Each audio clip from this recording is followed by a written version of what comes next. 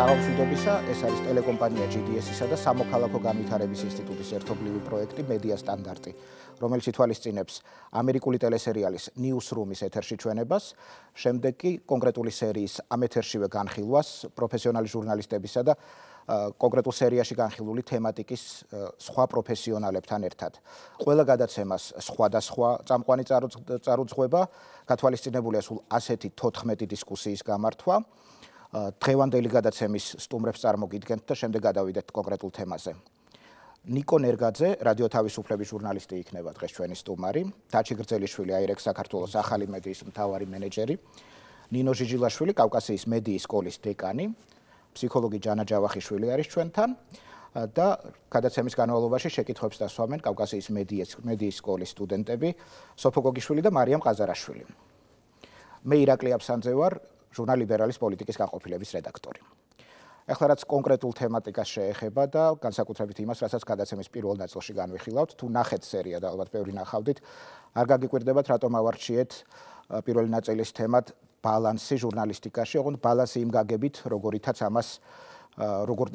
ამას BBC-ს ტრენერები გულისხმობენ. ამაზე დაწვრილებით უფრო მოგვიანებით ვისაუბრებთ, მაგრამ თემის არჩევანი რომ თქვენთვისაც უფრო გასაგები გახდეს, მოდით ნახოთ ერთი ფრაგმენტი წეღანანახი ფილმიდან. ამიერიდან ჩვენ თვითონ გადავწყვეტ. ეთერში რა და როგორ გავა, რადგან კარგად ინფორმირებული ელექტორატის არსებობა დემოკრატიისთვის უაღრესად მნიშვნელოვანია. ვეცდებით ინფორმაცია უფრო ფართო პერსპექტივით დაგანახოთ, რადგან ვიცით, რომ მხოლოდ ახალი ამბების გაშუქება საკმარისი არ არის. ფაქტების დამცველები, დაჭორების, ვარაუდების, ჰიპერბოლებისა და უაზრობის მოსისხლე მტრები ვიქნებით. რესტორნის მიმტანები არ ვართ, რომ ის მოგართვათ, რასაც შეუკვეთავთ და რა ფორმით აცინებებთ. არც კომპიუტერები ვართ, რომ მხოლოდ ფაქტები გაგაცნოთ, რადგან ფაქტები ჰუმანურობის კონტექსტშია გამოსადეგი. ჩემი პირადი აზრების მოთოკვას არ ვეცდები. ვიზრუნებ, რომ ჩემი აზრისგან განსხვავებული, ინფორმირებული მოსაზრებებიც მოისმინოთ. ნახეთ ეს ფრაგმენტი, ალბათ გასაგებია, რატომაც უნდა ვისაუბროთ დღეს ამ თემაზე. მე ალბათ ამ გადაცემის წამყვანად ორგანიზატორებმა იმიტომ შემარჩიეს, რომ ჩემს კარიერაშიც მომიხდა ბალანსის ამ გაგებით დარღვევა, ოღონდ კარიერაში და არა რომელიმე კონკრეტულ პროდუქტზე, ამაზე ვერ ვილაპარაკებ ახლა. არჩევნებამდე 2012 წლის არჩევნებამდე რამდენიმე თვით ადრე მე მე-9 არხზე დავიწყე მუშაობა, რომელიც ერთი კონკრეტული პარტიის ლიდერის მფლობელობაში იყო და რომელიც ორთაბრძოლაში, რომელიც მაშინ იმართებოდა პოლიტიკურ სივრცეში, ერთ კონკრეტულ მხარეს იჭერდა. მანამდე მე ფოთში ვცხოვრობდი, მუშაობდი არასამთავრობო სექტორში, მიმყავდა გადაცემა ადგილობრივ ტელევიზიურ მე-9 არხზე და თანამშრომლობდი გერმანულ საინფორმაციო სააგენტო Deutsche Presse აგენტუასთან, სადაც ფაქტების ჟურნალისტიკას ვაკეთებდით და რომ ფიქრთები, რა თქმა უნდა, ეს იყო გადადგმული ნაბიჯი ერთგვარად ბალანსის ამოყირავების შესახებ ჩემს კარიერაში. მოდით რომ გავშალოთ თემა, თავიდან იქნებ მოკლედ პრაქტიკოსმა ჟურნალისტებმა მიპასუხოთ, თქვენ თუ ქონიათ ბალანსის ამგვარად ამოყირავების შემთხვევები თქვენს კარიერაში? ნინო, დაიწყებთ? კი ბატონო, დიდი მადლობა მოწვევისთვის. ბალანსი კლასიკური გაგებით თუ იმ გაგებით, ვთქვათ, რომლის დარღვევაზეც ვთქვათ, ახლა საუბარი იყო აი ამ ფილმში. მოდით რამდენიმე, ასე ვთქვათ, კატეგორიად დავყოთ. ერთი, როდესაც ჩვენ პოზიციონირებ სუბიექტურად, როდესაც აი წამყვანიც ვნახეთ ჩვენ ფილმში, როდესაც ის ამბობს. ნინო, გოდის ვიხდი ჩვენ ამაზე მოგვიხდება საუბარი, განმარტება მოგვიხდება ცოტა გვიან, უბრალოდ შემთხვევები რომ გავიხსენოთ და შემთხვევები პოზიციონირების მახსენდება ჩემს კარიერაში, ოღონდ არა საკუთარი აზრის გამოთქმის ხაზით, არამედ შეკითხვების აქტიურად დასმის ხაზით, თუმცა არა შეგნებული და არა ვინმეს ინტერესის გატარებით, საზოგადოებრივი ინტერესიდან და ასე ვთქვათ, ფუნდამენტური დემოკრატიული ღირებულებებიდან გამომდინარე პოზიციონირება მახსენდება და შემიძლია ეს ვაღიარო. გასაგები ამ თემაზე მოგვიხდება მოგვიანებით საუბარი, დაჩი.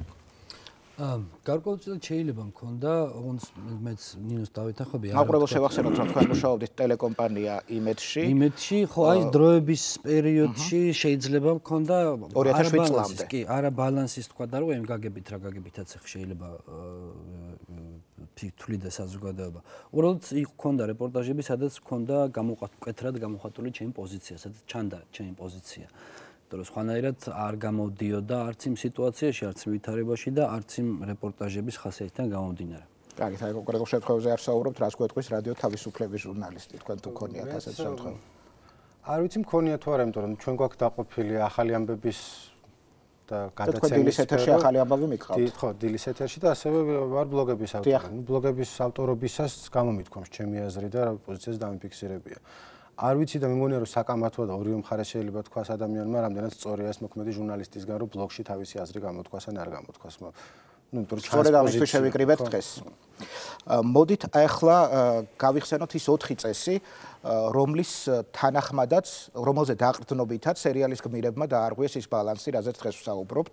პირველი წესი არის ყველაფერი, რასაც ახალ ამბავი, რასაც უნდა ვაშუქებთ, უნდა ეხმარებოდეს მაყურებელს ინფორმირებული არჩევანის გაკეთებაში. მეორე წესი არის, რომ ახალი ამბავი გადმოცემული უნდა იყოს კონტექსტში, ეს ნიშნავს, რომ მხოლოდ ფაქტს თუ ვახსენებთ და კონტექსტის გარეშე შესაძლებელია მაყურებელს არ შეუქმნათ სრული წარმოდგენა იმაზე, რაც რეალურად მოხდა. მესამე და ძალიან მნიშვნელოვანი წესი არის კონტექსტში გადმოცემულ ახალ ამბავს უნდა ახდეს საწინააღმდეგო არგუმენტები გამყარებული ფაქტებითა და სანდო წყაროებით. და მეოთხე უნდა გაშუქდეს იმდენი მხარე, რამდენი მხარეც აქვს ახალ ამბავს. ანუ არც ხელოვნურად უნდა მოვაკლოთ მხარე რომელიმე ან არ უნდა მოუმატოთ. ჩემი პირადი აზრით აქ მთავარი დატვირთვა მაინც მესამე პუნქტზე მოდის, როცა გვეუბნებიან, რომ მიუხედავად იმისა, რომ თქვათ შენ რესპონდენტს არ ეთანხმები, მაგრამ მასთან კამათისას შენ უნდა გამოიყენო ყოველთვის მის საწინააღმდეგოდ არგუმენტი, რომელიც მის აპირისპირო მხარეს აქვს, რომელიც ყველაზე რელევანტური იქნება და ყველაზე საუკეთესო არგუმენტი იქნება. ალბათ ეს განსაზღვრავს თითქმის ჟურნალისტის პატიოსნებას, რომელ არგუმენტს შეარჩევს საკამათოდ მის რესპონდენტთან. მოდით წარვადგინოთ ვითარება, რომელიც ჩვენ გვქონდა 2012 წლის არჩევნებამდე. არავინ კამათობს, რომ ბალანსი დარღვეული იყო, ისევე როგორც დარღვეული იყო ბალანსი პოლიტიკურ ცხოვრებაში. ჩემი აზრით არ იქნებოდა ბუნებრივი, რომ ეს ბალანსი არ გადასულიყო მედიაშიც. თქვენ ახლა კადრში ხედავთ მონიტორინგის შედეგებს, რომელიც განახორციელა კავკასიის კვლევითი რესურსების ცენტრმა და მის თანახმად რუსთავი 2 19 ივნისიდან 5 სექტემბრამდე კოალიცია ქართული ოცნების შესახებ ახალ ამბებს უარყოფითი ტონით აშუქებდა 42%-ით. ხოლო დადებითი იყო 1%-ზე ნაკლები. პრეზიდენტი შუქდებოდა დადებითად 79%-ით, 19% იყო ნეიტრალური და 2% უარყოფითი. ნაციონალური მოძრაობა 80% იყო ნეიტრალური, 12% დადებითი, 8% უარყოფითი. მთავრობასთან ასეთ შედეგი ჰქონდა 52% ნეიტრალური, 41% დადებითი. 7% უარყოფითი. გადავედით მეცხრე არხზე, რომელიც მაშინ აღიქმებოდა რუსთავი 2-ის კონკურენტად და იდეორდაპირ მოპირისპირედ. ვნახოთ რა ხდებოდა ნაციონალური მოძრაობის გაშუქებასთან დაკავშირებით, აქ უნდა გამოჩნდეს ყველაზე მეტად ბალანსის დარღვევა. 61% იყო ნეიტრალური, მაგრამ უარყოფითი იყო 38%, დადებითი კი 1%-ზე ნაკლები.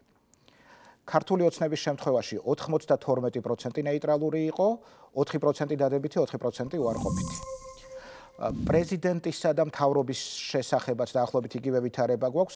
რა ხდებოდა საზოგადოებრივი მაუწყებლის ეთერში? კოალიცია ქართული ოცნების აქტივობები დადებითი ტონით შუქდებოდა 99%, უფრო სწორად ნეიტრალური ტონით შუქდებოდა 99%, ნაციონალური მოძრაობის 89%. ანუ ყველაზე მეტი ნეიტრალური ტონი ამ შემთხვევაში ამ ტელეკომპანიები და საზოგადოებრივ მაუწყებელს ჰქონდა. მოდით ხალბატონ ჯანას ვკითხოთ, როგორც ფსიქოლოგს. აღმოჩნდა, რომ მიუხედავად იმისა, რომ ყველაზე დაბალანსებული ამ კვლევით საზოგადოებრივი მაუწყებელია, ყველაზე ნაკლები მაყურებელი ყავდა მას და თუ არჩევნების შედეგს გავითვალისწინებთ, გავლენაც ყველაზე ნაკლები ჰქონდა. რითი შეიძლება ეს ავხსნათ ხალბატონ ჯანა? რამდენიმე მიზეზი შეიძლება იყოს, ერთი არა. ერთი მიზეზი ის, რომ მოსახლეობა უკვე გახლეჩილი იყო ფაქტიურად ორი პოლიტიკური ძალის მომხრეებად და რა ვიცი, ჩემი დაკვირვებით ისეთი სიტუაცია ეხლაც, რომ ის, ვინც ერთი პოლიტიკური ძალის მომხრეა, ურჩევნია, რომ მხოლოდ მას მოусმინოს, ის, რომელიც მეორე პოლიტიკური ძალის მომხრეა, არ უსმენს საპირისპირო ძალას და მხოლოდ თავისას უსმენს. ეს ერთი მიზეზია. მეორე მიზეზი საერთოდ საზოგადოებრივი მაუწყებლის რეიტინგი არის და შესაძლოა ეს იყოს მიზეზი იმისა, რომ თქვათ არ იყო ისეთი გავლენა მისი მხრიდან. ამ თავისთავად კონკრეტულად ამ ტელევიზიის პრობლემაზე საუბრობ. დიახ, კონკრეტულად ამ ტელევიზიის პრობლემაზე ვსაუბრობ. და მესამე მიზეზი შეიძლება ის იყოს, რომ ეს ნეიტრალურობა, რომელსაც ის ასე ვთქვათ, თითქმის 99%-ამდე იყო, ხო, თუ სწორად დავიჭირე, მაყურებელს არ აინტრიგებს, ასე ვთქვათ. და ეს აჩვენებს ძალიან მნიშვნელოვან პრობლემას ჩვენი საზოგადოებისა. ანუ ეს აჩვენებს ძალიან დიდ ამით პრობლემას თუ ადამიანს არ აინტერესებს ფაქტების ნეიტრალური გაშუქება, ასე ვთქვათ, არა მიკერძოებული და უფრო მეტი, ასე ვთქვათ, სიმპათიები აქვს მიკერძოებული გაშუქების მიმართ, ეს აჩვენებს იმ პრობლემას, რომ პრინციპში როცა ჟურნალიზმზე და მედიაზე ვლაპარაკობთ, ყოველთვის ვამბობთ, რომ მედიის ხარისხი უნდა გაიზარდოს. და მე კიდე ვამბობ და ბევრი კიდე ჩემი კოლეგა და ასე ვთქვათ, ბევრი ადამიანი აქვს ამ საქართველოში, რომ აუდიტორიის მედია გათვისნობიერება უნდა გაიზარდოს, აუდიტორიის წიგნიერება უნდა გაიზარდოს და ასე ვთქვათ, ის უნდა იყოს, მან უნდა დასვას სტანდარტის მოთხოვნა. გასაგებია, მოდით სანამ ამ ბლოკს პირველ ნაწილს დავხურავთ, უფრო სწორად გადაცემის სტუდენტებს ხო არ გაგიჩნდათ შეკითხვა ამასობაში იმ დისკუსიაზე, რაც აქამდე ვაწარმოეთ. ანუ ყველანი აქ ვინც ვართ შეკრებილი უმეტესობა, უფრო სწორად ვსწავლობდით ჟურნალისტიკას და ჩვენ პირველი კურსის პირველი სემესტრიდან გვასწავლეს, რომ უნდა ვიყოთ პოსტალიონები. აი ზუსტად ფრაგმენტი რამდენიმე წუთის წინ, რომელიც გავიდა ეთერში, აქ ნათქვამია, რომ ჟურნალისტიკა არ ნიშნავს ოფიციანტობას, რომ აიღო ინფორმაცია და მიიტანო ესე მშრალად და ცალსახად. აი მე მაინტერესებს ვთქვათ, სად გადის ზღვარი ანალიზ და პროპაგანდას შორის და როგორი შეიძლება იყოს, ანუ არის თუ არა ჟურნალისტი. ძალიან საინტერესო შეკითხვა, ნიკო, ხო არ შეეცდები რომ უპასუხო? მეგონა როგორი შეკითხვა ერთი პოსტალიონობასაც შეეხება და მეორე ანალიზ და პროპაგანდას, იმიტომ რომ სხვა რამეები ზღვარი არ არის ადვილი განსასწრებული, ჩემი აზრია ხა საერთოდ დაწერილი იმით არ ვლაპარაკობ. ყველა ჩვენ ასაუბრობთ, ანუ რაღაც აქვს გაწერილი და რაღაცა ვიცი და იმას ვამბობ თქვენ. მე ვეთანხმები უფრო პოსტალიონობას და ოფიციანტობას, მაგრამ ოფიციანტობა არ არის თავისთავად ცუდი. ხა ის ანალოგიას რო გავყვეთ, რაც იქ იყო ნაჩვენები და კონტექსტს რომ მოუბრუნდეთ. შეიძლება თქვა რომ მენიუში ეს აგვაქვს, მაგრამ ამაში შედის ეს და ეს და აქ კონტექსტი მიაყოლა, ანუ მას რომ მოვუყურეთ ნეიტრალურ არჩევანსაძლევ თან უხსნი რა ხდება. ანუ შეიძლება ანალიზი არ დავარქვათ ამას და არ დავარქვათ რაღაცა გარკვეული კუთხით მიწოდება, მაგრამ ამბობ რომ რაღაც კენიაში საშინელება მოხდა და ახლა წესამდენი სტუდენტი. მანამდე ეს ხალხი მონაწილეობს შიგნით, რახან საქართველოსზე არ არის და უბრალოდ კონტექსტით არის. 5 წელია აქ ესენი ხდება, 1 წლის განმავლობაში ამდენი ადამიანი დახოცეს, ესე გაიზარდა ან შემცირდა. ანუ აქ არის ჟურნალისტიკის აღქმა, როგორც სოციალური აქტივისტის და როგორც უბრალოდ ამბის მიმწოდებლის. ხო, მე მგონია რომ სოციალური აქტივისტი, ეხლა როცა ჟურნალისტი თავის თავს ხედავს სოციალურ აქტივისტად, ეგ არის დამანგრეველი საერთოდ ყველაფრისთვის, იმიტომ რომ განზრახვას აქვს ხოლმე კიდევ მნიშვნელობა. რა, ანუ ერთია რომ კონტექსტს როგორ აწვდი და მეორეა რისთვის აწვდი. ზოგი არის ვინც მუშაობს ჟურნალისტად, რომელსაც გონია რომ უკვე იცის ჭეშმარიტება, ანუ იცის რა არის სწორი და რა არის არასწორი. და მისი საქმე არის რომ ეს სწორი მიიტანოს მოსახლეობამ. ანალიტიკასა და პროპაგანდაზე იყო საუბარი. როგორ უნდა დაიცვას თავი მკითხველმა, მაყურებელმა იმ შემთხვევაში, ანალიტიკა ხო სუბიექტურია. როგორ უნდა განვასხვავოთ ანალიტიკა ჟურნალისტიკისაგან, ანალიტიკა პროპაგანდისაგან და ზოგადად ჩვენ თვითონ ანალიტიკის მკეთებლებიც რო არ მგავხდეთ ამ პროპაგანდის მკეთებლები ჩვენ და უნებურად. რომ აქ რაღაცა შემხებლობა მუდმივად შეიძლება დავინახოთ, მაშინ ანალიტიკური ჟურნალისტიკა საერთოდ უნდა, ასე ვთქვათ, გადავაგდოთ და ვთქვათ, რომ ეს არ ვარგა, იმიტომ რომ ყოველთვის შესაძლოა შენი მოსაზრება, სადამდეც ან შენი ანალიზი რაღაც მოსაზრებამდე, რომელიც მიდის, ყოველთვის შეიძლება ჩაჯდეს ვიღაცის ინტერესში და შესაბამისად შესაძლოა რაღაცა პროცესს მიეხმარო, ხო? პროპაგანდისტი, როდესაც იმეორებ ვიღაცის იდეოლოგიას გამიზნულად, ლობირებ ვიღაცას და ახვევ თავზე ამ იდეოლოგიას მასებს, ხო? ბევრჯერ ერთი და იგივეს ამბობთ? ბევრჯერ ერთი და იგივეს და მუდმივად ახლა ამ ჩაის პარტიის შემთხვევაში შესაძლოა ჩვენ ჩავთვალოთ, რომ პროპაგანდის ერთ-ერთი იარაღი შესაძლოა მოპირისპირეებისთვის იყო, ხო? ვისაც არ მოწონდა ეს ჩაის პარტია, მაგრამ ნახეთ ახლა ჟურნალისტი იტყვის ასეთ რამეს ამ შემთხვევაში, რომ მე რაღაც ღირებულებებს ვეფუძნებოდი, როდესაც ამას ვაკეთებდი. მოითა ეს გავმიჩნოთ ზუსტად სტერილური ბალანსი, ხო? რაზეც ჩვენ საუბრობთ, ეს BBC-ის ცნობილი ბალანსი. ძალიან კარგია ჩემი აზრით, ბუნებრივია ხა ნიკოსავით მინდა აღვნიშნო და გაუსვა ხაზი, რომ არაფერზე არ მაქვს ეს პრეტენზია, რომ მე რას ახლა ვამბობ ეს არის. ჩემი აზრით არის ძალიან კარგი საინფორმაციო სამსახურისთვის, რომლისგანაც ინფორმაციის მიღებას ელის მაყურებელი და შესაძლოა სწორედ აქ ეს სტერილურობა დაიცვას არხმა და აუცილებელიც იყოს რომ დაიცვას. თუმცა ნახეთ რა ხდება, ეს სტერილური ბალანსი ხშირად არის თავშესაფარი ჩვენი ტიპის ქვეყნებში, ასე ვთქვათ, მიკერძოებული, როგორი ტიპის ჟურნალისტიკის იცით, რას გულისხმობ? აი ნახეთ რას გვეუბნებოდა მაუწყებელი საზოგადოებრივი, ნახეთ, შეხედეთ რიცხვებს მეწუთობრივად, წამობრივად ყოფს ისე ვაჩვენებ, რომ ბალანსი მაქვს, მაგრამ ქონდა კი მას ბალანსი. ყველას ერთი და იგივე პირობებში არა, არ ქონდა ხარისხობრივი ბალანსი არ ქონდა მას. აი რაც მესამე პუნქტი იყო, სწორედ არგუმენტების თვალსაზრისით არ იყო მყარი, თქვა ოპოზიციის ყველაზე კარგი არგუმენტები არ იყო. იქ დღის წესრიგის დაგეგმვის დროს ბოლოს აჩვენებდნენ ან საერთოდ არ აჩვენებდნენ შესაძლო იმ თემებს, რომელიც თქვა არ მოწონდა ხელისუფლებას. ეს იყო დიდი ტყუილი. ანუ თავშესაფრად თუ გამოვიყენებთ ბალანსს როგორც ჟურნალისტურ სტანდარტს, ეს დააზარალებს მაყურებელს, ხო? ზოგადად გაგება არის ჩემთვის არის მიუღებელი ბალანსის ქართულ მედიური გაგება. არ მესმის მე ბალანსის ამ კუთხით, ეს ბალანსი ჩემთვის ბალანსი არ არის. იმის ტრენერებს ესმით. არა სხვათა შორის ამას არ გულისხმობ. ის რაც ქართულ რეალობაში არის. მესმის. ჩვენ აქ ვილაპარაკეთ 4 პუნქტზე, ესე ვთქვათ, ხო? და იქ იყო რამდენიმე მომენტი, იქ იყო კონტექსტური გაშუქება, იქ იყო არგუმენტებით მსჯელობა, იქ იყო სიღრმისეული ცოდნა თემის და სულ ბოლოს იყო თანაბრად წარმოჩენა ყველა მხარეს როგორც მახსოვს. ჩვენთან მხოლოდ ეს კეთდება. აი ავიღოთ ნებისმიერი ესე თქვა ეგრეთ წოდებული ნიუსური სიუჟეტი. ვაკეთებთ სიუჟეტს რაღაც თემაზე. რა არის მთავარი ჟურნალისტების ბალანსი? რა არის ბალანსი აქ? ბალანსი არის ჩაწეროს ირაკლი, ჩაწეროს ნიკო. ყველაფრის მიუხედავად ბექგრაუნდი როგორია, კონტექსტი როგორია, საკითხი რაში მდგომარეობდა, იმის უკან რა ხდებოდა, არა, უბრალოდ რაღაც თემა არის, თქვათ, რა ვიცი მე, დაჩი კარგია თუ ცუდი. ჩაწერე ნიკოს რომელიც თვლის რომ კარგია, ირაკლის თვლის რომ ცუდი და ეს არის ბალანსი. ეს ბალანსია. და მაყურებლისთვის არ არის საკმარისი ეს ინფორმაცია. ბალანსის დაცვის გამო სიუჟეტი, ხო? აი თქვათ ამ პირველ პუნქტი რაც ძალიან მნიშვნელოვანია. და ერთი წუთით ბოდიშნი დავასრულებთ. იგივე ეხება ლაპარაკი იყო. ახლა სამწუხაროდ უნდა შევწყვიტოთ მსჯელობა, იმიტომ რომ რეკლამაზე გავდივართ. რა თქმა უნდა, ამ თემას დავუბრუნდებით რეკლამის შემდეგ.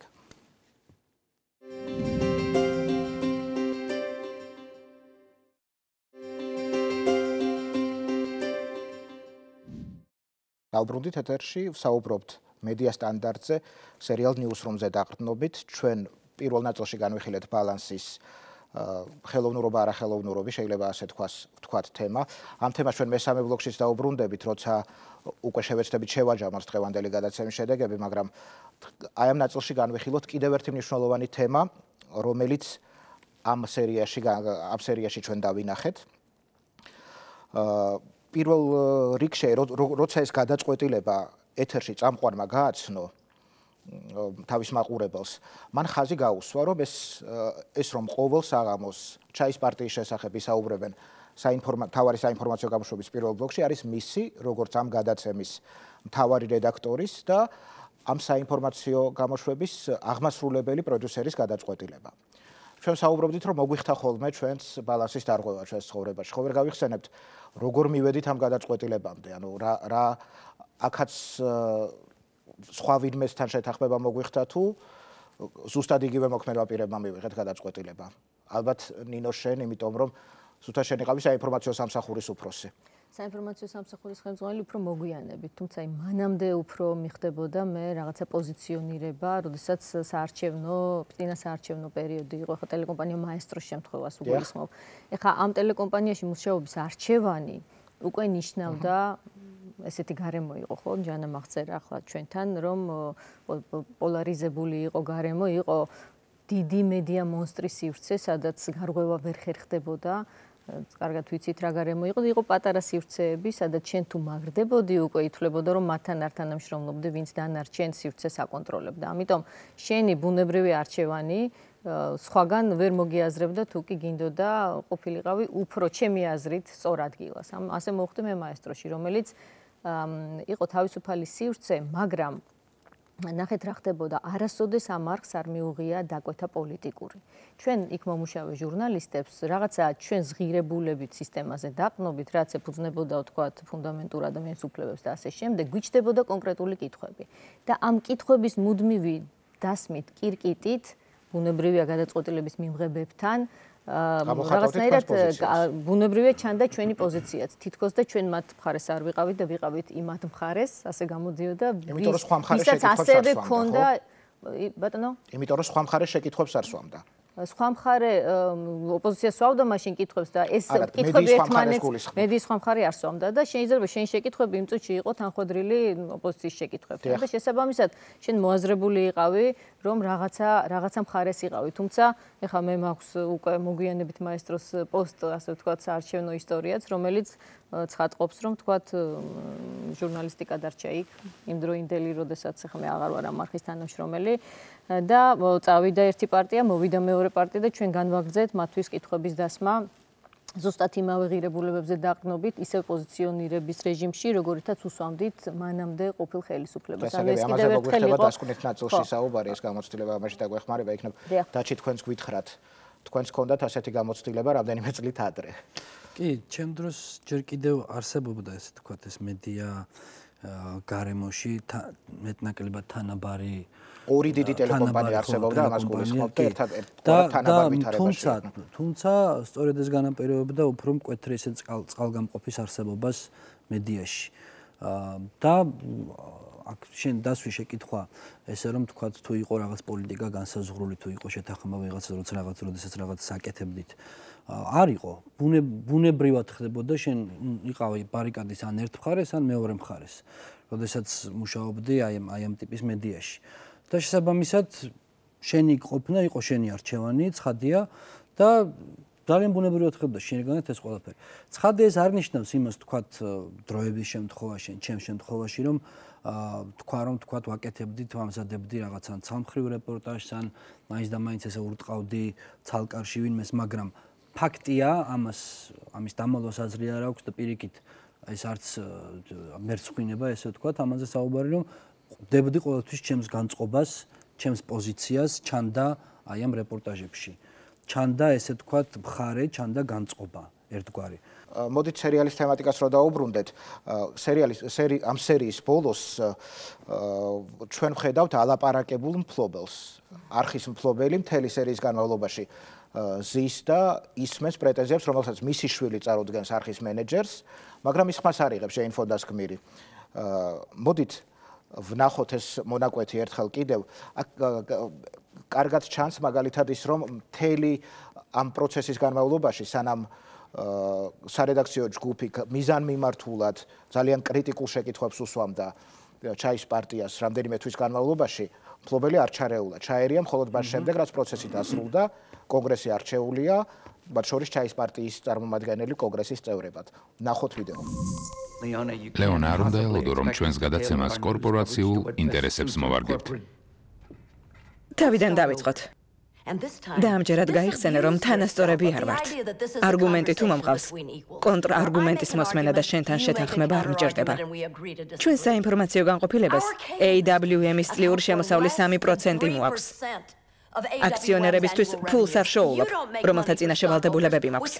წუხელ ამ მომრჩევლებმა კონგრესის 21% გადაერჩიეს. ეს კომუნიკაციებისა და ტექნოლოგიის ქვეკომიტეტის 7 წევრსაც შეეხო. რომელთაგან 3 AWM-ის სანდო მეგობარია. კონგრესმენები, რომლებიც მათ შეცვლიან, ის ადამიანები არიან, ვინც სულს 6 თვეა იდიოტებად გამოხარს. თვითონ იზრუნეს, რომ იდიოტებს გავდნენ. კონგრესთან საქმიანი ურთიერთობა მაქვს, ჩარლი. ამ ხალხის შესახებ შენი და ჩემი აზრის მიუხედავად, AWM-ის მომავალი სწორედ მათ ხელშია. საღეჯ რეზინზე მეტი შეძენა თუ მინდა, კონგრესს ნებართვა უნდა ვთხოვო. წესებს არ ვადგენ, მაგრამ ნამდვილად ვიცავ. აქ ისე ჩანს რომ ფლობელის და თანამშრომლების ღირებულებები ფაქტობრივად ემთხვევა ერთმანეთს, მაგრამ შემდეგ გააკეთა ის განცხადება, რაც მოვისმინეთ. არის თუ არა ეს მონოლოგი ზეწოლა რედაქციაზე, სარედაქციო პოლიტიკაში ჩარევა. ძალიან მოკლედ იქნებ ყველამ თქვათ, ვისაც ჟურნალისტიკაში გვიმუშავია. ფიქრობ არის მაინც გარკვეულწილად, თუმცა მე ძალიან მომწონს გულწრფელობა ერთგვარი რედაქციისა წამყვანისაც, მისი ხელმძღვანელისაც. თუმცა კარტები გახსნილია და ის. კი, რა გულწრფელობითაც ისინი ამზადებენ რეპორტაჟებს, მათ გახყავთ საინფორმაციო თუ გადაცემა ეთერში და რა გულწრფელობითაც ისინი ურთიერთობენ ერთმანეთთან. როდესაც დამფუძნებელი ეუბნება თავის პოზიციას, რომ მას კონგრესის იქითკენ გზა არ აქვს და რომ საღეჯ რეზინაზე მეტი თუ უნდა შეიძინოს. მას იმათი სჭირდება. პრაგმატულად სჭირდება მასთან თანამშრომლობა. თუმცა ეს არ ნიშნავს იმას, ცხადია, რომ აქ თქვათ იყოს საუბარი რაღაც გარიგებაზე, ან იყოს საუბარი პოლიტიკის შეცვლაზე, ან იყოს საუბარი იმაზე, რომ სიცრუეს კონდეს ადგილი, რაც ნიშნავს, რომ რაღაც ფაქტი დაიმალოს, ან თქვათ რაღაც ვიღაცაზე, ვინც ცუდია, თქვან რომ არა ის ძალიან კარგია. გარიგება არის ძალიან მნიშვნელოვანი სიტყვა, ალბათ ამ კონტექსტში. მოდით ნიკოს ვკითხოთ, როგორც მედია საშუალების წარმომადგენელს, სადაც როცა თანამშრომელს აიყვანენ, შემდეგ მისი გათავისუფლება ისე მარტივი არ არის ხოლმე, როგორც მაგალითად ნინოს შენ შემთხვევაში მოხდა, ან ჩემ შემთხვევაშიც მოხდა რამდენჯერმე. ჩვენი განსხვავება ეს არის, ჩვენ ფლობელის პრობლემა არ აქვს, პრობლემა არ აქვს, ეს მესმის, მაგრამ რადიო თავისუფლება როგორ იცავს თავს იმისგან, რომ ეს ძალიან დიდი გარანტიებით აყვანილი თანამშრომელი შემდეგ არ აღმოჩნდეს, რომ არ იზიარებს ან არ მიყვება იმ სტანდარტებს, რასაც რადიო თავისუფლება აღიარებს. ანუ სად არის თავდაცვის მექანიზმი დამქირავებლებისგან არ დავარქვათ ფლობელი. ხო არა, დამქირავებლებს მექანიზმი იქაც არის, თუ ეხა ადამიანი სრულად აცდენილია და უნდა რომ რაღაც თავისიან რომელიმე სხვა პარტიის ინტერესი გაატაროს, იმასაც გაათავისუფლებენ. უბრალოდ ჩვენ შემთხვევაში არ არის ხოლმე იცი უფრო ფლობელს თუ რა უნდა, რისთვის არსებობდა, იცი რომ ეს არ შეიცვლება 1 წლის განმავლობაში, 3 თვის განმავლობაში, 2 წლის განმავლობაში. ფლობელის თანამედროვეობა და ღირებულებებზე დაგტოვება. დაფინანსება მოდის ამერიკის შეერთებული შტატებიდან არის რაღაც, მოკლედ არ არის ქართველი ან ვიღაც თქვათ კაიმანის კუნძულებზე დარეგისტრირებული კომპანია, რომელსაც შეიძლება ეხლა ამბობდეს, რომ ეხლა ჩვენ ვართ მედიის ჩვენ გვინდა რომ სტანდარტები დავიცვათ და 1 წლის მერე აღმოჩნდება რომ სტანდარტები გვინდა რომ დავიცვათ, მაგრამ ამას თავი დაანებენ. თავად გარემო გიქმნის სამუშაო გარემო ვითარებას, როცა უნდა მიყვე ამ სტანდარტებს, როცა ვეღარ არღვე, როცა რადიო თავისუფლება შეიძლება მუშაობას. როცა წინასწარ ვერ იზღვევს თავს დამქირავებელი, თქვენ ისევ შეკითხვის დასასრულს დავუბრუნდეთ. ვერ იზღვევს დამქირავებელი თავს იმისგან, რომ შენ ამოგიტრიალდეს რაღაცა და აღარ გაყვე იმ პრინციპებს, რომელსაც რადიო თავისუფლება მისდევს იმ სტანდარტს. მე მგონი რომ მან უფრო მნიშვნელოვანია ხოლმე თვითონ newsroom-ის განწყობა და მთლიანად სარედაქციო განწყობა, ვიდრე ერთი რომელიმე კონკრეტული ჟურნალისტი. ხა მე თუ ამომიბრუნდა და გადავწყვი რომ აქტივისტი გავხდი ნაციონალური მოძრაობისა, ქართული ოცნებისა და რაღაცა ჩემი მოშორება ადვილებობს მეთქვენ რომ გაჩერდიდან გამიშვებენ სამსახურიდან. ნინო, თქვენ ხო არ დაამატებთ რამეს ამ შემთხვევაში? ხო, რა ვიცი, ეს ფლობელები ცოტა რთული თემაა, კი, მარტივი არ არის, მოდი ასე ვთქვათ და მქონია ბევრ ფლობელთან ურთიერთობა, სხვადასხვა არხზე, სხვადასხვა ტიპის ურთიერთობა, დისტანციურიც, უფრო ახლობლურიც.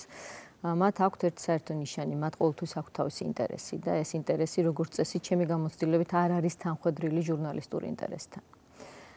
ამიტომ ყოველთვის რაღაცა სასურველია გქონდეს ფარი, რომელიც დაგიცავს საკუთარი მფლობელისგან, ალბათ ეს არის კონტრაქტი, ალბათ ეს არის კარგი მენეჯერი, როგორც თქვათ, აქ იყო, თუმცა თუ დაგვამშვიდებს ეს რომ ამერიკაშიც ხდება მსგავსი რაღაცეები და ექცევიან ასე სასტიკად თავის ყველაზე რეიტინგულ წამყვანებს და ის კი არა განაჩენს გამოუტანა ხო ჯეინ ფონდას გმირმა. სამწლიანი ეხა ამ ფრაგმენტში არის 3 წელი ვეღარ იმუშავებს მისი ყველაზე რეიტინგული, ყველაზე მაგარი წამყვანი კონტრაქტის მიხედვით სხვაგან. წარმოიდგინეთ რა სასტიკია ამ შემთხვევაში დამქირავებელი, უბრალოდ მე პატრონი, რომელიც სულ ჭუმად არის, ხო? რომელსაც უყვარს იგავებით ლაპარაკი. და რომელიც არ არის ცუდი ტიპი, ასე რომ ვთქვათ. ცუდი ტიპი, მაგრამ მას აქვს თავისი ინტერესი, მოდი მისი მხრიდან შევხედოთ. ამიტომ არასოდეს არ ბრაზობ ფლობელებზე, თუ ეს ლოკალური ბრაზი არ არის ხოლმე, იმიტომ რომ მე ძალიან კარგად მაქვს გაცნობიერებული, რომ მათ ყოველთვის აქვთ თავისი ინტერესი, როგორც ფინანსური, ასე სამწუხაროდ ჩვენ შემთხვევაში ასევე პოლიტიკური, ძალიან ხშირად და ძალიან დიდი მნიშვნელობა აქვს იმას, რომ აი სწორედ გამარჯვების შემდეგ ტრიალდება ფლობელი ამ შემთხვევაში. ფლობელი ამოტრიალდა, მოდი ასე ვთქვათ. და შესაბამისად ატრიალებს ის უკვე newsroom-საც და ჩვენ ეს ყველამ უნდა ვიცოდეთ, რომ ერთ დღეს ეს შეიძლება დაგვემართოს, რაც არ უნდა კარგი ფარიც ყავდეს. თუმცა ფარი თუ ყავს უკვე მეტად გარანტირებული ხარ, რა თქმა უნდა newsroom-ში. ისევ თქვენი მაგალითის მოყვანა მომიხვდება საილუსტრაციოდ ერთ თემაზე, რომელსაც ახლა შევეხებთ. ასია თვალსაჩინო წარმომადგენელი ხართ მედიის და გვიწევს. ჟანა თქვენ უნდა გკითხოთ. ნინომ როცა დატოვა თავისი სამსახური, ის იყო მთავარი საინფორმაციო გამოშვების წამყვანი და იყო საინფორმაციო მიმართულების ხელმძღვანელი ტელეკომპანიაში. ჩვენ მაყურებელმა გავიგეთ რატომ დატოვა. ეს გახდა საჯარო. გვაქვს რამდენიმე მაგალითი, როცა ეს ასე არ მოხდა. მაგალითად, მსხვილ ტელეკომპანია რუსთავი 2-ში დაახლოებით იგივე პოზიციაზე მყოფმა ნინო შუბლაძემ დატოვა ტელეკომპანია, მაგრამ მას მიზეზებზე საჯაროდ არ უსაუბრია და არ ვიცით რა მოხდა, რატომ წავიდა ის ტელევიზიიდან. თქვენი აზრით, რომელი გამართლებული, უпростоრად რომელ შემთხვევაში რჩება მოგებული მაყურებელი? ხო, მაყურებელი ერთმნიშვნელოვნად ხდება მოგებული იქ, სადაც მას ინფორმაციის გაგების და აი როგორც პირველი პრინციპი, რომელიც არის, რომ ინფორმირებული არჩევანის გაკეთების საშუალება აქვს. მაყურებელი ერთმმნიშვნელოვნად წაგებულია, როცა ასეთი კაი ჟურნალისტი როგორც ნინო, ეხა არ არის მოქმედი. ხო, ეს პირდაპირ უნდა ვთქვა. იმის თქმა მინდა, რომ ეხა ნინო ფაქტიურად მესამე ბალანსის ცნება შემოიტანა, ხო, თქვით რაოდენობრივი, თქვით ხარისხობრივი ან თვისებრივი და კიდევ ერთი ბალანსია, რომელიც მედია ორგანიზაციაში მთლიანად უნდა იყოს. იმიტომ რომ არსებობს ფლობელი, რომელსაც აქვს თავისი ინტერესი, არსებობს თქვათ ნიუსრუმი თავისი, ასე ვთქვათ, შუალედური მენეჯერებით, არსებობს ჟურნალისტი. ყველას მათ თავისი, ასე ვთქვათ, თავისი როლი აქვს, ფუნქცია აქვს და თავისი ინტერესი და мотиваცია. და რომელიმე სამოვარდნას შედეგს აკუჭებს. აი მაშინ ირღვევა ბალანსი და ვთქვათ, ჟურნალისტი იძულებულია რომ დატოვა სამსახური, როდესაც სისტემა ვერ აბალანსებს თავის თავს. ანუ ეს ინტერესი, რომელიც აქვს ფლობელს, ეწინააღმდეგება ვთქვათ, ჟურნალისტის პროფესიულ სტანდარტს და ასე შემდეგ. აი რამდენად შეძლებს მედია ორგანიზაცია რომ ბალანსი დაიცვას ამ განსხვავებულ ინტერესებს შორის, ალბათ ეს ერთ-ერთი ინდიკატორი უნდა იყოს მედია ორგანიზაციის ეფექტურობისა და მისი შესაბამისობისა სტანდარტების მიმართ. მარიამ, ყურადღებით გვისმენდი, რაიმე შეკითხვა ხო არ გაგიჩნდა? დიახ, ნიშნავს თუ არა არხის პოლიტიკის ამგვარად განსაზღვრა ის, რომ ჟურნალისტებმა თავი უნდა დაიცვან ფლობელებისგან, რადგან ფლობელების მთავარი ინტერესი არის რეიტინგი და ასევე კონკრეტული პოლიტიკური იდეოლოგიის გატარება. თუ მფლობელს აქვს პოლიტიკური ინტერესი, მე არ მჯერა რომ ვინმეს პროდიუსერს ან ჟურნალისტს რამე შეუძლია ამ დროს რო გააკეთოს, იმიტომ რომ არაფერი არ უშველის. და როგორც წესი საქართველოს პრობლემა ის არის, რომ ფინანსური ინტერესი ნაკლები არის, არ ხომ უფრო პოლიტიკური. იმიტომ რომ მედია არ არის ბიზნესი. არა გვაქვს, ჩვენ შეგვიძლია თქვათ ტელევიზია, რომელსაც აქვს კომერციული ინტერესი საქართველოში. მხოლოდ კომერციული ინტერესი. ხო, რომელიც ცხოვრობს, რომელსაც არის ბიზნესი, მოკლედ რო თქვათ, ეს ტელევიზია, ტელესაქმიანობა არის ბიზნესი და ნახულობს მოგებას აქედან. აბსოლუტურად უთანხმოები ნიკოს, ეხლა ესეთ შემთხვევაში მართლაც შეიძლება ყოველთვის კამათის, არგუმენტების, რაღაცების გზით დაარწმუნო ადამიანი, თუ მხოლოდ კომერციული ინტერესი აქვს იმას და ესე იყო პრინციპში ამ სერიალის შემთხვევაშიც, რომ პირიქით შეიძლება წაგადგეს ეს თემა, თქვათ, კომერციის კუთხით, პირიქით შეიძლება იყოს მომგებიანი და დათანხმდება ალბათ ადამიანი არ დათანხმდება, მაგრამ როდესაც ეხლა პოლიტიკური ინტერესია ლაპარაკი, რომელიც დღეს დგას ან ხვალე დადგება, იქ იმას არაფერი არ უშველება, ალბათ ძალიან რთული არის იქ ადამიანი დაარწმუნო, რომ იცი რა არის, შემოდი ხა ამ ძალას ხარი არ დაუჭირო, რისთვისაც ზოგადად ეს ფული დახარჯე, ეს კომპანია შექმენი, ეს ხალხი მოიყვანე და ეხლა ან იმ ძალას დაუჭირე მხარი, მე ხვალე სულ სხვა ძალას, ან უბრალოდ ობიექტური იყავ. არ იქნება ეს და მე მგონი საქართველოში ეს ართულებს უფრო სიტუაციას, რომ არ არის კომერციალიზაცია, არ არის კომერციული ტელემედია არ არის. ისიც აი მარიამ ახლა ცოტა ისე თქვა ძალიან მკაცრად, მკირდება თუ არის ჟურნალისტ დაცვა საკუთარი ტელეკომპანიის მეპატრონისგან. ახლა ასეც ნუ გავართულებთ, მე ხშირად მეგრძნია ძალიან სერიოზული მხარდაჭერა, ბევრი სხვადასხვა მმართველისგან თუ დირექტორისგან, ვისთანაც მიმუშავია, თუმცა ერთი არის მნიშვნელოვანი, ყოველთვის მზად უნდა იყოს სიურპრიზისთვის. როდესაც ყველაზე კარგი ურთიერთობაც კი გაქვს და ეს უნდა თავიდანვე კონდეს გაცნობიერებული, მით უმეტეს თუ რაღაცა პოზიციას იკავებ. და მით უმეტეს სიურპრიზებისთვის ჩვენ შევეცდებით შევაჯამოთ დღევანდელი დისკუსიის შედეგი მესამე ბლოკში, იქნება რაიმე დასკვნასაც მივიდეთ და სიურპრიზი იქნება ჩემთვის. რეკლამა ეთერში დავბრუნდებით.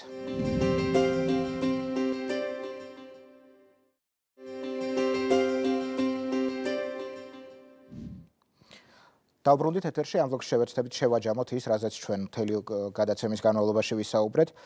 მანამდე ვნახოთ კიდევ ერთი კვლევის შედეგები, რომელიც რესპუბლიკურმა საერთაშორისო ინსტიტუტმა ჩაატარა სულ ახლახანს და იქ გამოკითხულებს დაუსვეს ასეთი შეკითხვა: პოლიტიკური სიტუაციის გაშუქება რამდენად არის დაბალანსებული და სამართლიანი?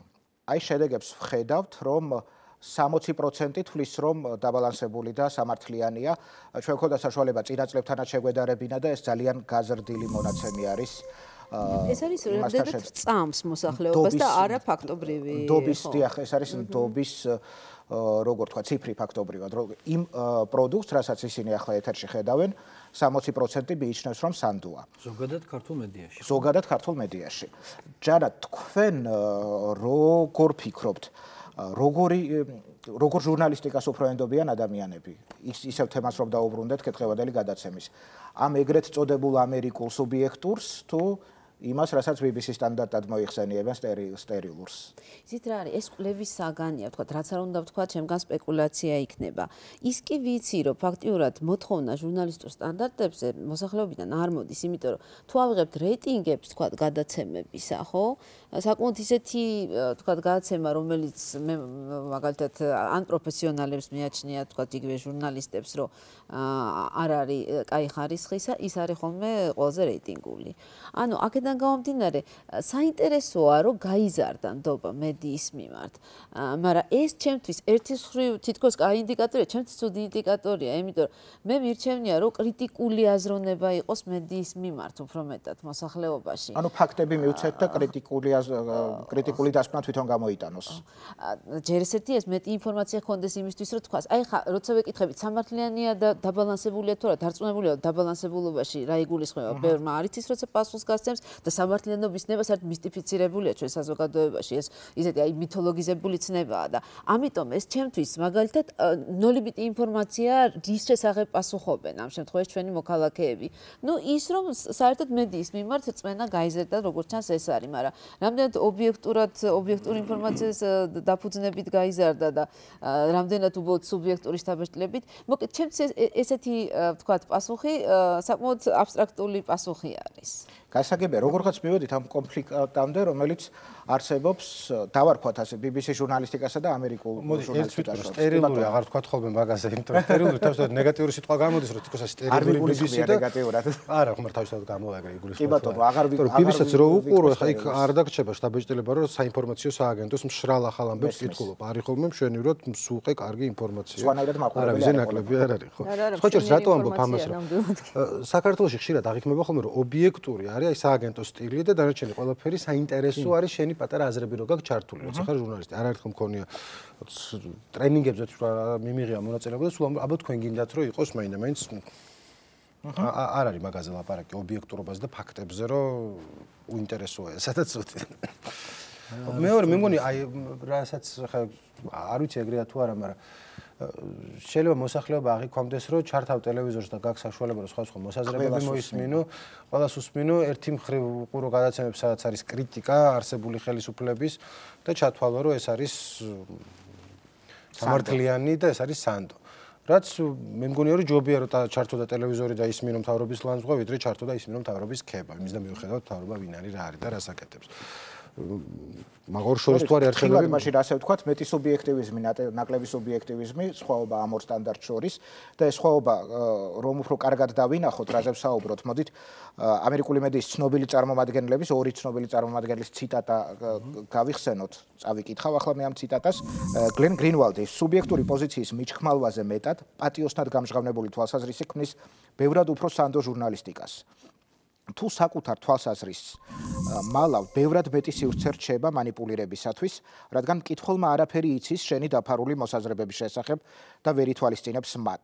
ზუსტად ეს ციტატები წინა გადაცემაში იანთაძემაც გამოიყენა, იმიტომ რომ ძალიან კარგი ილუსტრაციაა.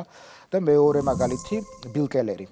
მე არ მიმაჩნია, რომ ჟურნალისტები თავს აჩვენებენ ისეთად, თითქოს მათ პოზიცია არ გააჩნდეთ. მე მგონია, რომ ეს პროფესიული დისციპლინაა. ისინი არ ამჟღავნებენ თავის მოსაზრებას და ამის ნაცვლად ფაქტებს ალაპარაკებენ. მნიშვნელოვანია, რომ ეს არ არის ინდივიდუალური პრაქტიკა, არამედ ინსტიტუციონალური დისციპლინაა. დაუბრუნდეთ საქართველოში ვითარებას. შეგვიძლია განსაზღვროთ საქართველოში რომელი მედია საშუალება, რომელი სტანდარტით მუშაობს. ჩანს ეს ვიშობ, რომ არც ერთი სტანდარტი საქართველოში სრულ იმ სახით, რა სახითაც ის ესმოთ აი ამ ციტატების ავტორებს არ არსებობს. რას გულისხმობ და ეხლა დაბალანსებულზე უკვე ვისაუბრეთ და ვთქვით, რომ წონით ბალანსი არ ნიშნავს. ბიულეტინის წაკითხვას არ ნიშნავს დაბალანსებული ობიექტური ჟურნალისტიკა, ესე ვთქვათ.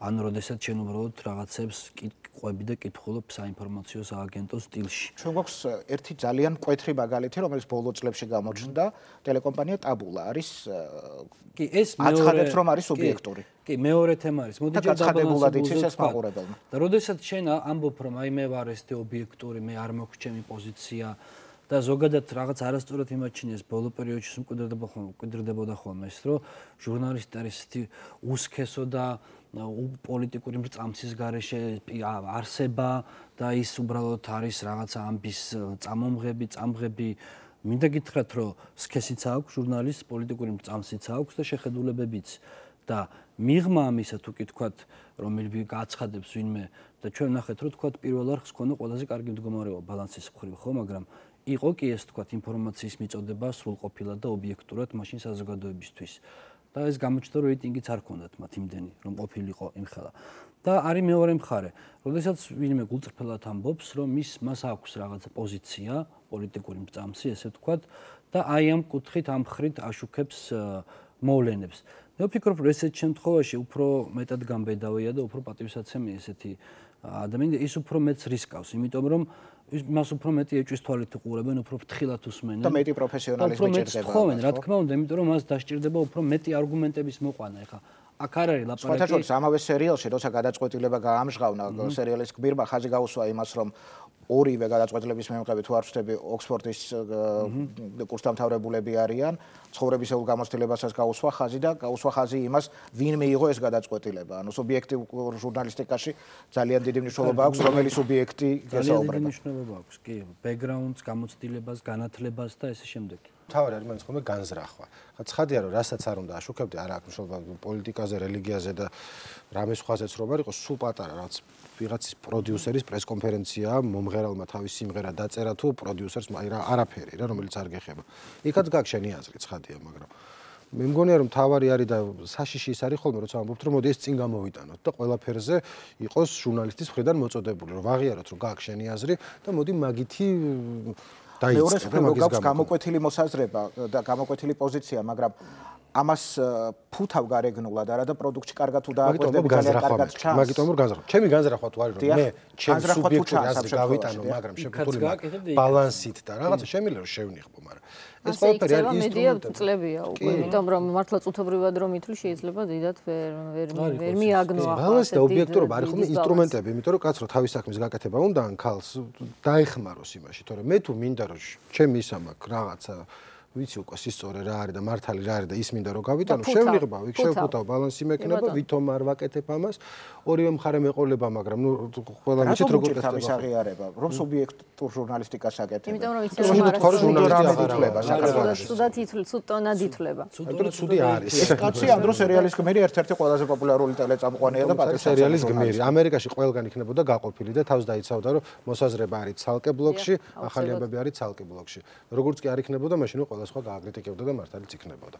ანუ იქ არის ხოლმე პრობლემა რომ მოსაზრება თუ გადავიდა შემთხვევით ახალი. რა თქმა უნდა, ესეც ყოფს მოსაზრებას და ფაქტებს. უბრალოდ მათ გადაწყვეტეს რომ მოსაზრება გამოიტანათ პირველ ბლოკში გადაცემის. ხო და მაგით არ ყოფს ახლა მე თუ თქვი რომ ახლა ფაქტი თქვი და მე მოსაზრება და მე ფაქტი რა გაყოფილი. ის მოსაზრებაც არ არის მხოლოდ მოსაზრება, ეს დაჩის აზრების ფრქვევა არ არის იქ.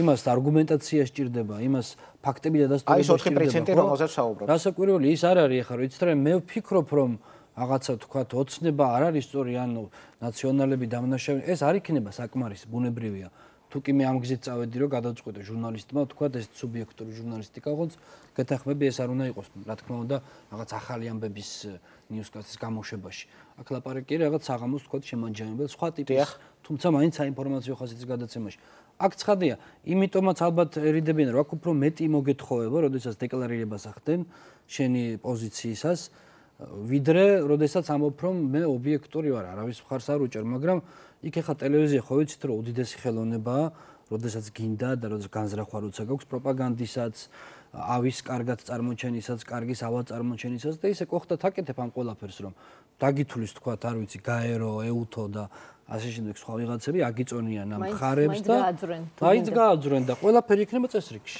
ანუ რამდენად მნიშვნელოვანია რომ ორი მიმართულება გაიმიჯნოს ერთმანეთისგან. აუცილებელი რომ ძალიან აღრეულია ჩვენთან. რომ ახლა ნიკომ თქვა განზრახულობა აღარ გავიმეორებდა 100%-ით და მივემხრობოდი ამას. მოდი პირველ რიგში ვთქვათ ის რომ მაყურებელმა უნდა იცოდეს რას ელოდოს შენგან. შენ მას გულწრფელად უნდა უთხრა რა გინდა მისგან. და შესაბამისად ის ან აგირჩევს ან არ აგირჩევს, მაგრამ თუ ჩვენ მაინც გავყოფთ ამ ორ ხაზს, ხო, და ვიტყვით რომ ფაქტებზე დაყრდნობილი ჟურნალისტიკა, რომელიც შესაძლოა პოზიციონირებს ფუნდამენტურ ღირებულებებზე დაყრდნობით და არა ვინმეს ინტერესზე დაყრდნობით თუ ღიად გამოხატული სუბიექტივიზმი, მაინც მე ამას მივემხრობოდი. ეს არ ნიშნავს, რომ მე ეს მეორე არ გამიკეთებია, შესაძლოა, მაგრამ მოდი ვიტყვი აქვე, რომ მაშინ მე ეს შემშლია, თუ მე ეს მე გამიკეთებია. მე მგონია, რომ მაყურებლის უპატივცემულობა მაინც თუ კი შენ მას ასე პირდაპირ ეუბნები, რომ ეს ასეა. მოდი რა შენ ისე მოაგროვე ეს ფაქტები არაგანზრახულად.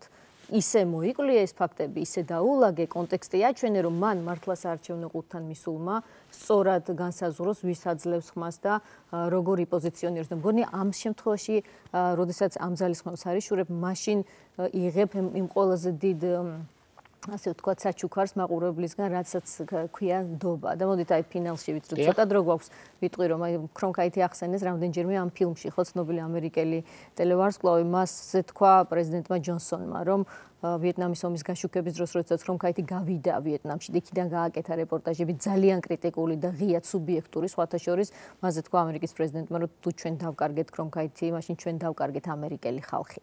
თქვენ წარმოიდგინეთ, რა მხელანდობა ქონდა ამ ჟურნალისტს, რომელსაც ნამდვილად არ ქონია დარწმუნებული ვარ განზრახვა, რომ ესე გაეკეთებინა, ჩავიდა, ნახა და პოზიციონირებით მიაწოდა მაყურებელს და მაშინ სწორედ ვიცით ვიეტნამშიც რა როლიც ჰქონდა თქვა ამერიკულ მედიას. ეს მინდოდა მე თქვა, ნდობა არის ჩვენი ყველაზე დიდი საჩუქარი, რომელიც მიიღწევა სწორედ პირველ რიგში გულწრფელობით და მაყურებელი ამას ძალიან გრძნობს, მე მგონია. მე მგონი შეგვიძლია შედგა დისკუსია. რაიმეს ძალიან მნიშვნელოვანს თუ არ დაამატებთ, უნდა დავასრულოთ. მოდით ასე ვთქვათ, რომ შევთანხმდით იმაზე, რომ ძალიან მნიშვნელოვანია, რომ გაიმიჯნოს ეს ორი მიმართულება. ორი მიმართულება არსებობს და გემოვნების საკითხია, რომელს მისდევ, მაგრამ ალბათ იმაზე ვერ ვიკამათებთ, რომ ყველაზე მნიშვნელოვანი ჟურნალისტიკაში მაინც არის ის, რომ არ მოიტყუო და არ მოტყუება ნიშნავს, რომ არ მიჩქმალო ფაქტიც, სიმართლეც არ მიჩქმალო.